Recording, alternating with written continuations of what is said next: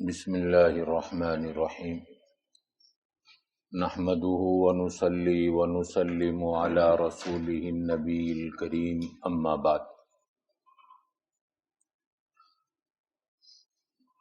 پیارے عزیز دوست اور بزرگوں، دنیا نے مرد اور عورت کی مساوات، برابری اس اعتبار سے سمجھا کہ جو حق مردوں کے ہیں وہی حق عورتوں کو دیا جائے۔ مرد مسجد میں نماز پڑھنے کے لیے آتا ہے، عورت کو بھی مسجد میں نماز پڑھنے کی اجازت ملنی چاہیے۔ حالانکہ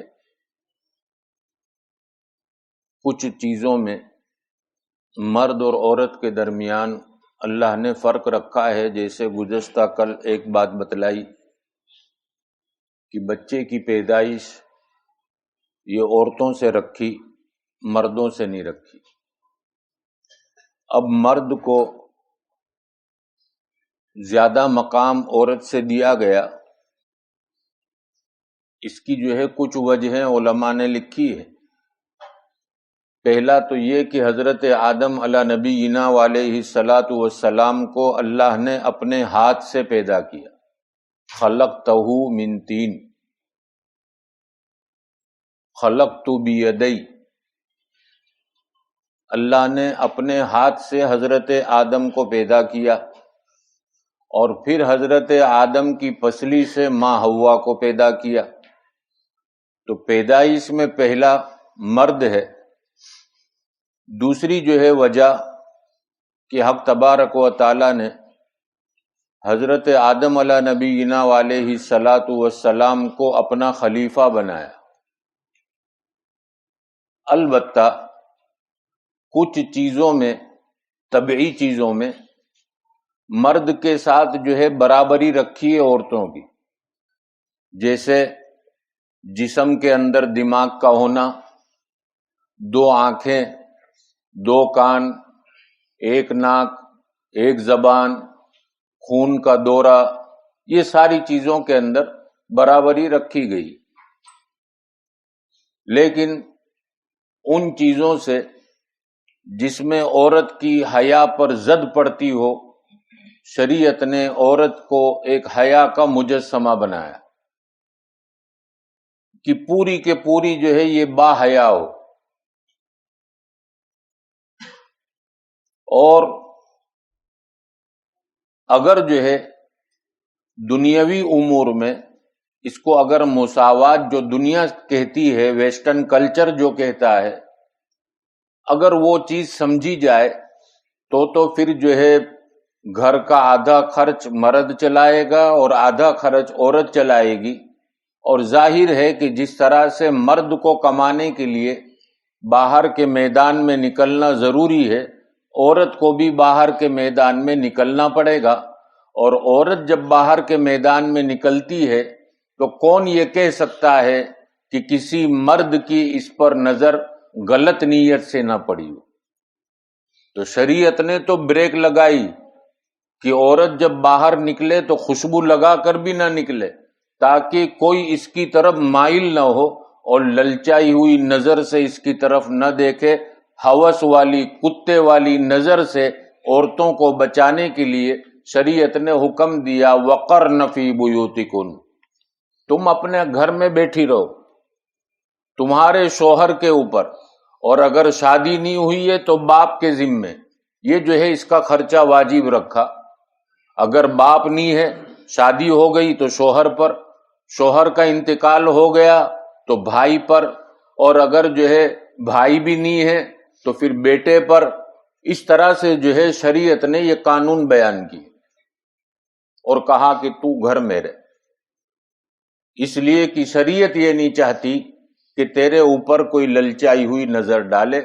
تو سونے سے زیادہ قیمتی ہے۔ ایک سونے کی آدمی اتنی حفاظت کرتا ہے کہ اپنے گھر کی کباٹ کے اندر چور خانے میں، اب تو سیف ڈپوزٹ والٹ نکلے، ڈیجیٹل کوڈ ورڈ والے نکلے، کہ اس میں جو ہے سیف رکھا جائے, اس پر کسی کی نظر نہ پڑے, تو سونے سے زیادہ قیمتی ہے, نہ چھپایا گیا تو تجھے کتنا چھپنا پڑے گا, تیری قیمت سونے سے زیادہ ہے. اسی لیے شوہر کے ذمے بیوی کا خرچہ واجب رکھا. اگر بیوی مالدار ہے, یہاں ایک سوال پیدا ہوا کہ بھئی بیوی مالدار ہے اور اگر وہ زندگی بھر بھی جو ہے شوہر سے خرچہ نہ مانگے تو بھی اس کا گزر بسر شاہی ٹھاٹ کے ساتھ ہو جائے, تو کیا ایسے موقع پر شوہر جو ہے بیوی کا خرچہ بند کر سکتا ہے؟ تو علماء نے لکھا کہ بیوی ایسے وقت میں بھی شوہر سے خرچہ مانگے گی اور شوہر کو جو ہے وہ خرچہ ادا کرنا واجب ہے, چاہے کروڑ پتی ہو. کسی اور کے لیے یہ حکم نہیں دیا گیا, صرف بیوی کے لیے, کیونکہ یہ جو ہے قیمتی چیز ہے, کمانے کا میدان شوہر کا ہے. اسی لیے حضرت حکیم الامت نور اللہ مرقدہ نے ایک بات لکھی ہے, تھوڑی بری لگے گی لیکن معاف کر دینا, اللہ والوں کی باتیں ہمارے لیے بڑی سبق آموز ہوتی ہے. فرماتے ہیں کہ وہ مرد دیوس ہے جو عورت کی کمائی کھائے. دیوس کا لفظ استعمال کیا کیونکہ عورتوں کے اندر عقل چھوٹی, چھوٹی کا مطلب کمزور, دماغ تو ایسا ہی ہے لیکن کمزور. اگر جو ہے 5 روپے آپ کے پیچھے لگائے گی تو اپنی 100 سہیلیوں کو کہے گی میں نے میرے شوہر کو یہ گفٹ دیا تھا, دیکھو موبائل میں فوٹو بتائے گی یہ گفٹ دیا تھا. اس کے مقابل شوہر جو ہے ہر سال اس کے کپڑوں کے نخرے اٹھا رہا ہے, اس کی چیزیں طرح طرح کی لا رہا ہے. وہ بیچارہ کبھی بھی اپنے موبائل میں فوٹو پاڑ کے نہیں رکھتا, بلکہ یہ سمجھتا ہے کہ اس کا حق ہے اور مجھے ادا کرنا ہے. تو یہ کمزور عقل. اسی لیے شریعت نے مرد کو حاکم بنایا. اگر مرد کو بھی عورت کے برابر بنا دیتے تو دونوں نخرے کرتے, پھر دونوں کے نخرے اٹھاتا کون؟ جیسے آج کل جن کی بیویاں ہیں جانتے کتنے نخرے ہوتے. آپ بہتر سے بہتر چیز باہر کی لا کر کھلاؤ تو بھی کہے گی تھوڑا یہ کچا رہ گیا. بہتر سے بہتر چپل لا کر دو پھر بھی کہے گی کہ نہیں وہ وہاں دیکھی تھی نا, یہ اس میں کی نہیں ہے. تو اگر اس کو بھی اللہ مرد کو بھی ایسا ہی نخرے والا بناتا تو پھر یہ دونوں کے نخرے کون اٹھاتا؟ اسی لیے مردوں کو تو یہ تعلیم دی کہ بہت زیادہ اپنے آپ کو بغیر ضرورت کے گھر میں نہ بٹھائے. سونے کا وقت ہے, عبادت کرنی ہے, لیکن پورا دن جو ہے عورتوں کی محفل میں بیٹھا رہنا. ابھی لاک ڈاؤن چل رہا ہے, کیا کروں گھر میں نے گھر میں. تو ہمارے اکابر فرماتے ہیں جتنا عورتوں کی صحبت میں رہو گے انہی کے اثرات تمہارے اندر آئیں گے. آج دیکھو مرد بھی جو ہے عورتوں کی طرح باہر بیٹھ کر ایک دوسرے کی غیبتیں کرتے ہیں فرسٹ کلاس. آج اس کے گھر میں یوں ہوا, آج اس کی منگنی, آج اس کا یہ ہوا. پتہ چلا کہ عورتوں کی صحبت زیادہ ملی. تو خیر میری ماں بہنیں ناراض نہ ہو. ویسے بھی جو ہے جب آدمی تھوڑی عمر دراز ہو جاتا ہے چڑچڑاپن تو آ ہی جاتا ہے اندر. میاں بیوی جو ہے ایک دوسرے کو ایک دوسرے کی نظر میں بھاتے نہیں. اب اگر یہی نخرے جو ہے شوہر کرتا اور کہتا چل چلتی پکڑ, تو بیچاری یہ کہاں جاتی. اس کو بڈھے کو تو کہہ دیا کہ چلو نکلو یہاں سے, تو یہ بیچارہ مسجد تو آیا, وہ کہاں جاتی. تو اللہ کہتے ہیں کہ میری جو ہے بناوٹ پر غور اور فکر کرو, نہ کہ جو ہے اس میں عیب نکالو. آج یہ عیب نکالے گئے اور طرح طرح کی باتیں آج جو ہے سوشل میڈیا پر ہماری مسلمان عورتوں کے متعلق لکھا گیا کہ طلاق کا پاور مرد کو کیوں دیا, عورتوں کو کیوں نہیں دیا. ایک شور یہ بھی چلا تھا, آپ نے پڑھا ہوگا. اور کئی مرد حضرات بھی, معاف کرنا میرے الفاظ تھوڑے ابھی آگے والے تھوڑے برے لگیں گے, مرد حضرات بھی جو بائلے ہیں انہوں نے بھی کمنٹ کیا کہ ہاں بیچاری ان کا کیا قصور ہے، ان کو بھی طلاق کا پاور ملنا چاہیے۔ میں نے کہا بیٹا بات تو میری نہیں ہوئی، لیکن اندر ہی اندر سوچا کہ اگر تیری بیوی کو اللہ طلاق کا پاور دے دے تو تو دوسرے دن بس اسٹینڈ پہ یا ریلوے اسٹیشن پہ نظر آئے گا، کوئی پوچھے گا کیا ہوا تو کہ بیوی نے طلاق دے دی، کیونکہ وہ کمزور ہے، وہ برداشت ہی نہیں کر پائے گی، ترنت چھوٹا کر دے گی۔ بیچارہ مرد ہے کہ وہ برداشت کرتا ہے، اسی لیے اس کو حاکم کا درجہ دیا کہ مرد جو ہے حاکم ہے عورت پر۔ اس کی اتنی سب جو ہے مگج ماری سنتا ہے، نیچی منڈی سے بیچارہ سنا کرتا ہے، چل بھائی بول، جو بولنا ہے بول۔ ایک دن جو ہے دودھ والا نہ آیا ہو تو شوہر کا کتنا دماغ کھاتی ہے، جو پریکٹیکلی ہے سب جانتے ہیں۔ ایک دن کام والی نہ آئے تو گھر کا ماحول شور شرابہ شروع، آج تو کام والی نہیں، آج تو کام والی نہیں، حالانکہ بہوؤں نے بیٹیوں نے سب نے کر لیا، لیکن وہ بولنا بند نہیں کرتی۔ کیوں؟ کمزور عقل۔ اور مرد بیچارہ دکان پر آدمی نہیں آئے، اکیلا کام کر لیتا ہے، کبھی گھر آ کے کہتا نہیں کہ آج تو 2 آدمیوں کا کام میں نے اکیلا کیا ہے۔ برداشت کی طاقت اللہ نے اس میں زیادہ رکھی۔ اگر یہ عورتوں کو طلاق کا پاور دے دیتے کہ نہیں بھائی عورت بھی اب طلاق دے سکتی، ابھی جتنے یہاں بیٹھے ہیں سب نے سب جو ہے گھر پر کچھ نہ کچھ ٹائم دے کر آئے ہوں گے کہ اتنے بجے تک آتا ہوں، اور وہ اتنے بجتے ہی فون پر جو ہے رنگ بجنا شروع ہو جائے گی، کہاں ہو؟ بس آیا بس آیا، 3 مرتبہ ہوگا، چوتھی مرتبہ وہاں سے دھمکی سننے کو ملے گی، سیدھے سیدھے آ جاؤ نہیں تو میں آتی ہوں۔ گھر پہنچ گیا۔ اگر اس کو طلاق کا پاور دیا ہوتا تو 5ویں مرتبہ میں جب ہم گھر پہنچتے تو دروازے پر ہی کہتی جاؤ طلاق طلاق طلاق، ہم سیدھے کہاں آتے؟ پیچھے پٹوا میں کہ طلاق ہو گئی۔ تو یہ جو ہے شریعت نے جو رکھا وہ اپنے اعتبار سے بالکل ٹھیک رکھا کہ یہ کمزور عقل ہے، اس کو جو ہے یہ سب پاور دینے جیسی چیزیں نہیں ہیں۔ لیکن دنیا شور شرابہ مچا رہی ہے، نہیں عورت کو بھی طلاق کا پاور۔ تو جس نے لکھا اسی کو اگر کوئی جواب میں کہہ دیتا کہ ذرا تم ہی اپنی طلاق کا پاور اپنی بیوی کو دے دو اور 3 دن کے اندر تمہارا یہ نکاح باقی رکھ کر بتا دو، باہر ہی نظر آتا ہو تو خیر۔ شریعت نے جو حق عورتوں کو دیا شاید جو ہے اتنا حق کسی اور مذہب نے دیا ہو۔ میں نے وہ بات نقل کی کہ عورت کے اوپر عدت ہے، مرد کے اوپر عدت نہیں۔ عورت کے اوپر عدت ہے، اس کی جو ہے بہت ساری وجوہات ہیں کہ شریعت جو ہے ماں کے رحم کو، جس کے اندر بچہ ٹھہرتا ہے، اس کو بالکل پاک صاف رکھنا چاہتی ہے تاکہ یہ نکاح کرے تو اس کا نطفہ خلط ملط نہ ہو جائے۔ اگر عدت نہ ہوتی، اگلے والے شوہر کا اس میں نطفہ ہوتا، دوسرے مہینے میں کیا پتا چلتا؟ دوسرا نکاح ہو گیا، اب ہونے والا بچہ اس کا ہے یا اگلے شوہر کا، کیسے پتا چلتا؟ تو کہا پہلے 3 مہینے تک حمل کو پورا صاف ہو جانے دو، اور چوتھا مہینہ جو چانس ہے وہ چانس بھی اٹھایا نہیں شریعت نے، کہا یہ بھی پورا کرو، اس کے بعد جو ہے دوسرا نکاح کرنا ہو تو کرے۔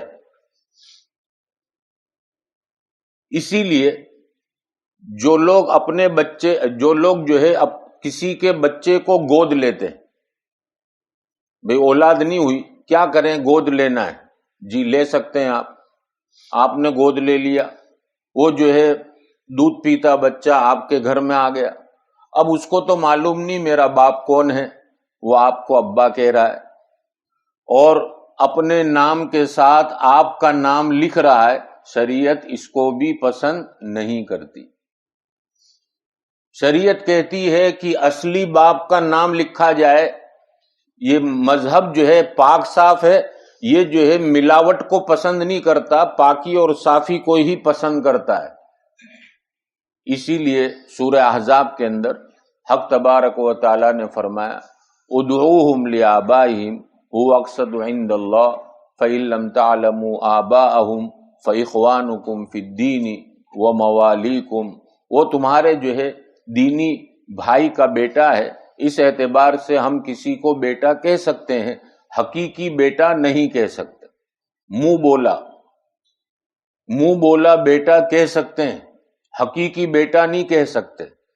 خیر علماء نے اس کے اوپر ایک مسئلہ لکھا کہ اگر یہ متبنہ جس کو دتک لیا ہے، نکاح کے وقت اگر اپنے حقیقی باپ کا نام چھپا کر پالنے والے باپ کا نام لکھوایا اور نکاح میں وہی نام آیا، تو اب نکاح ہوگا یا نہیں ہوگا؟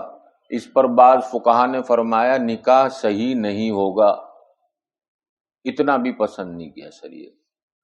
تو خیر عورت کے لیے عدت اس لیے رکھی۔ اب زمانے جہالت میں عورتوں کی عدت کیسی تھی؟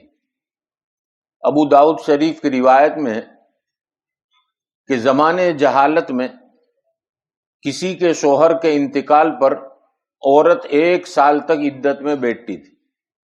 کتنا؟ 1 سال۔ اور وہ کون سی پرتھا تھی؟ آج ہماری کچھ بڑی بڈھی عورتیں بیچاری وہ جہالت کی ایک بات کو لے کر بیٹھی ہیں کہ عدت میں آسمان نظر نہیں آنا چاہیے، وہ جہالت کی۔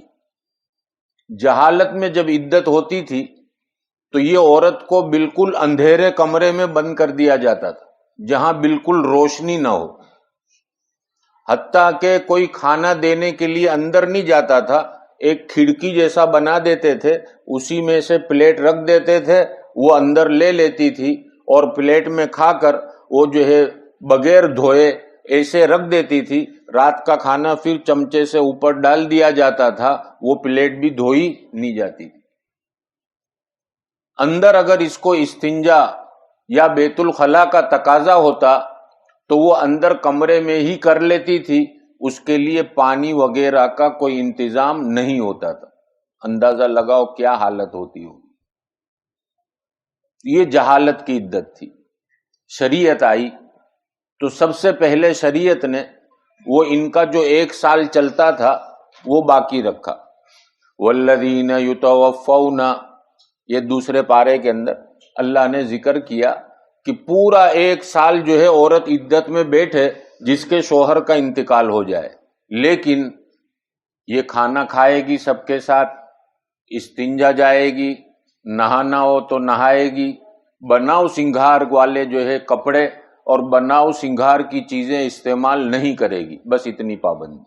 باقی عدت وہی رکھی 1 سال والی، لیکن یہ چھوٹ چھاٹ دے دی۔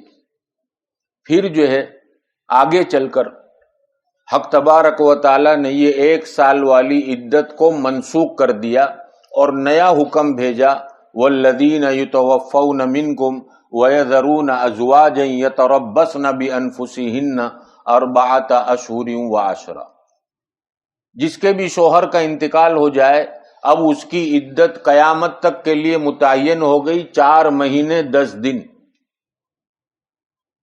مگر کچھ عورتیں اس میں سے مستثنا ہیں کہ اگر کوئی حمل سے ہے تو اس کی عدت وضع حمل یعنی بچے کی پیدائش، اس کو اس میں سے جو ہے باقات کر دیا۔ تو خیر اب جب 4 مہینے 10 دن ہو گئی عدت، تو شریعت نے باہر نکلنے پر پابندی رکھی کہ اپنے گھر سے باہر نہ نکلے، گھر میں رہے، مگر اگر کوئی جو ہے بیمار ہو گئی اور علاج کے لیے کوئی آنے والا نہیں اور مجبوری کا درجہ ہے، لے کر جائیں گے تو علاج ہوگا ورنہ جان کا خطرہ ہے، شریعت نے اجازت دی کہ اس کو لے جاؤ جلدی سے اور جلدی لاؤ، چھوٹ چھاٹ دے دی۔ تو زمانے جہالت میں جب عورت 1 سال کی عدت پوری کرتی تھی، اس کے بدن کی یہ حالت ہو جاتی تھی کہ ایک اونٹ لایا جاتا تھا اور اس کے بدن کو اونٹ کے بدن کے ساتھ گھسا جاتا تھا، اتنا میل چڑھا ہوا ہوتا تھا عورت کے بدن پہ کہ وہ جو ہے اونٹ کے ساتھ گھسا جاتا تھا۔ راوی کا بیان ہے کہ وہ گھسنے کے بعد اتنا زہر عورت کے بدن کا اونٹ کے اندر آ جاتا تھا کہ اونٹ جو ہے مر جاتا تھا۔ اندازہ لگائیے کتنا ظلم تھا، شریعت نے آ کر کتنا آسان کر دیا۔ تو حق تبارک و تعالیٰ نے یہ دنیا جو ہے امتحان کی جگہ بنائی. اس کے اندر اگر ہم فیسیلیٹیاں ڈھونڈے کہ ساری فیسیلیٹیاں ہم کو مل جائے اور مرد کی جگہ ہم لے لیں کہ کمانے میں بھی ہم آگے رہیں. اب نیا بھی جو ہے شروع ہوا، گھر بیٹھ کر کاروبار کرنا چاہو آن لائن. اب یہ آن لائن کتنے غیر محرم مردوں کے ساتھ بات کرنی پڑ رہی ہے. اور عورتوں کے بولنے کا انداز کیا؟ شریعت نے تو کہا وَقُلْ لَهُمْ قَوْلًا مَعْرُوفًا.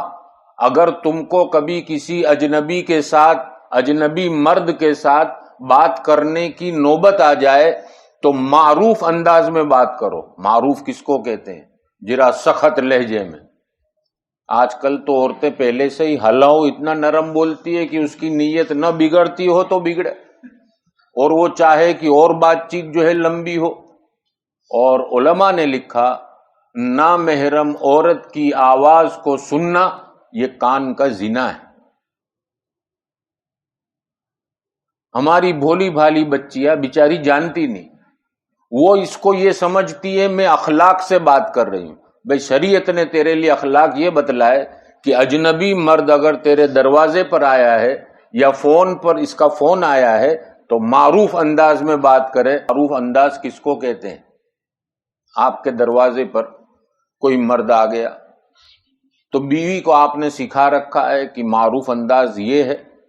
اب باہر سے ٹھوکے گا، بیوی اندر سے کھول کر پوچھے گی کون ہے، تو وہ کہے گا کہ یا اللہ بہت ڈینجر ہے مولانا کے گھر والی، آنے جیسا نہیں ہے یہاں. تو ذرہ برابر بھی اس کے جو ہے دماغ میں کیڑا بنے گا ہی نہیں، بلکہ دوسری مرتبہ کوئی کہے گا کہ یہ ڈول دے کر آ، تو کہے گا میں نہیں جاتا ہوں. تو کہا معروف انداز میں بات کر. فون بھی آیا، بازے جو ہے نوجوان بچیوں کو پریشان کرتے ہیں، نمبر کہہ کر بعد میں رکھ دیتے ہیں، اندازہ لگا لیتے ہیں کہ کتنے سال کی لڑکی سے میری بات ہو رہی ہے، اگر جو ہے موافق ہے تو آگے بڑھاؤ. اور حادثے آج آپ دیکھ رہے ہیں، اخبار بھرے پڑے. تو ہماری بچیاں بیچاری جانتی نہیں، تو ان کو سکھایا جائے کہ اگر کوئی ایسے اجنبی مرد کا فون آ جائے تو اس کو جو ہے فون پر ہیلو بہت آہستہ سے نہ بولے، اس وقت مرد جیسا آواز نکالے بے کون ہے، تو وہ کہے گا نہیں بے کچھ بھی نہیں، غلط ہو گیا. یہ شریعت نے تعلیم دی. خیر اس کے آگے کی اور بھی باتیں ہیں انشاءاللہ آئندہ حق تبارک و تعالی مجھے ہم سب کو عمل کی توفیق عطا فرمائے. سبحانک اللہم و بحمدک و تبارک اسمک و تعالی جدک و لا الہ غیرک. اللہم لک الحمد کلہ و لک الشکر کلہ و الیک یرجع الامر کلہ. نحن نستغفرک و نتوب الیک و نصلی علی رسولہ النبی الکریم. اے اللہ ہم سب کے گناہوں کو معاف فرما دیجیے، ہمارے قصور اور کوتاہیوں کو درگزر فرما دیجیے. آپ کی مرضیات پر زیادہ سے زیادہ چلا کر آپ کی نامرضیات سے ہماری پوری حفاظت فرما لیجیے. پیارے آقا محمد الرسول اللہ صلی اللہ تعالی علیہ وسلم کے طریقوں کی محبت اور غیروں کے طریقوں کی نفرت ہمارے اہل و عیال کے دلوں میں اتار دیجیے. دوام ذکر اور دوام طاعت کی توفیق نصیب فرما دیجیے. ہم کو ہمارے اہل و عیال کو نمازوں کا پابند بنا دیجیے. رات کے آخری حصے کی نمازوں کی لذتیں عطا فرما دیجیے. ہم کو ہماری اولاد کو دعاؤں کی لذتیں نصیب فرما دیجیے. کلام پاک کی تلاوت کا ذوق اور شوق عطا فرما دیجیے. ذکر و اذکار کا اہتمام نصیب فرما دیجیے. اللہ والوں کے ساتھ بیٹھنے والا بنا دیجیے. اللہ والوں سے تعلق جوڑنے والا بنا دیجیے. بیکار اور بکواس باتیں کرنے والے دوستوں سے ہماری اولاد کی حفاظت فرما لیجیے. مولا کریم ماہ مبارک کتنا برکت والا، جس میں ایک نیکی کا اجر و ثواب آپ نے کتنے گنا بڑھا دیے، لیکن یہ زبان کسی کی غیبت کر کر اپنے بستر پر سوتی ہے. علماء فرماتے ہیں ساری نیکیاں ختم ہو جاتی ہے. مولا کریم کبھی ہاتھ ظلم کے لیے کسی پر اٹھ جاتے ہیں، کبھی یہ آنکھ ظلم کا اشارہ کرتی ہے. مولا کریم کبھی کان زنا کر لیتے ہیں، کبھی ناک زنا کر لیتی ہے. مولا کریم ماہ مبارک کی جو برکتیں حاصل کرنی چاہیے وہ ہم حاصل نہیں کر سکتے. مولا کریم ان تمام باطنی امراض سے ہماری اولاد کی حفاظت فرما لیجیے مولا کریم۔ جن کاموں سے آپ راضی ہوتے ہیں، خوش ہوتے ہیں، ان کاموں کو کرنے والا بنا دیجیے۔ جن کاموں سے آپ ناراض ہوتے ہیں اس سے ہماری اور ہماری اولاد کی حفاظت فرما لیجیے۔ ہماری روزیوں میں برکت عطا فرما دیجیے۔ آپ کے خزانوں سے ہمارے خزانوں کو بھر دیجیے۔ قرضوں کی ادائیگی کی غیب سے شکلیں اور صورتیں پیدا فرما دیجیے۔ بیماروں کو شفائے کاملہ عاجلہ کلیہ نصیب فرما دیجیے۔ معتکفین کے اعتکاف کو قبول فرما لیجیے۔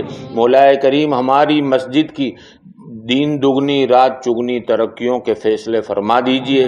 مولا کریم ہر شریر کے شر سے، حاسد کے حسد سے، فتین کے فتنے سے، ظالم کے ظلم سے ہماری اور ہماری مساجدوں کی حفاظت فرما لیجیے۔ ہمارے مدارسوں کی حفاظت فرما لیجیے۔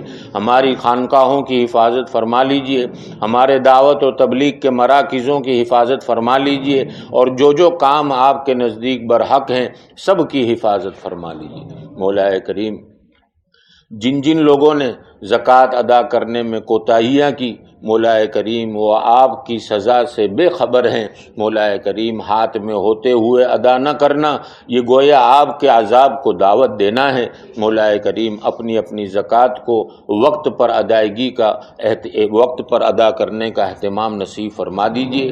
جو لوگ تکلیف میں ہیں اور چاہتے ہیں زکوٰۃ ادا کرنے کے لیے مولا کریم ان کی تکلیفوں کو دور کر عافیت کے ساتھ ان کے لیے روزی کے دروازے کھول دیجیے۔ مولا کریم پیارے آقا صلی اللہ علیہ وسلم کا ایک امتی جہاں کہیں پریشان ہے اس کے جان کی، مال کی، عزت اور آبرو کی، زراعت، تجارت، کاروبار کی، ایمان کی حفاظت فرما لیجیے۔ مولا کریم پیارے آقا کی پیاری امت پر جو لوگ ظالم بنے ہوئے ہیں مولا کریم ان ظالموں کے ظلم کو توڑ دیجیے، ان کی ہڈیاں پسلیاں توڑ کر رکھ دیجیے۔ جو اپنی طاقت اور عہدے کے گھمنڈ میں امت پر ظلم اور ستم کر رہے ہیں مولا کریم ان کو عہدوں سے دستبردار کر دیجیے، ان کے مالوں کو ختم کر دیجیے، ان کی جانوں میں ایسی بیماریوں کو ڈال دیجیے کہ رہتی دنیا تک لوگ ان کے بدن کو عبرت کا نشانہ بنا کر دیکھیں۔ مولا کریم امت کے حال پر رحم فرما دیجیے۔ امت کے لیے رونے والا کوئی نہیں، امت کے پیچھے ہاتھ دینے والا کوئی نہیں۔ مولا کریم آپ کا کرم ہے کہ آپ نے ہمارے مشائخ اور ہمارے اکابر کو ہمارے اوپر زندہ رکھا۔ مولا کریم سب کو صحت، عافیت، طاقت، قوت، تندرستی، دنیا اور آخرت کی بھلائیوں سے مالا مال فرما کر ان کی عمروں میں خوب برکت عطا فرما دیجیے، ان کا سایہ ہم پر تا دیر قائم فرما دیجیے۔ مولا کریم ان کی دعاؤں میں ہمارا حصہ نصیب فرما دیجیے، ان کی قدردانی نصیب فرما دیجیے، ان کے بتائے ہوئے طریقوں پر ہم کو چلنے والا بنا دیجیے، ان کی منشا کو جان کر اس پر عمل کی توفیق عطا فرما دیجیے۔ مولا کریم ہمارے دلی تعلق کو اپنے ساتھ جوڑ لیجیے۔ مولا کریم ہمارا دل بڑا کمزور ہو چکا، ایک چھوٹا سا بچہ ڈرا کر چلا جاتا ہے، گھر کے لوگ ڈرا کر چلے جاتے ہیں، رشتہ دار ڈرا کر چلے جاتے ہیں۔ مولا کریم ہمارا دل آپ کے تعلق نہ ہونے کی وجہ سے اتنا کمزور ہو چکا۔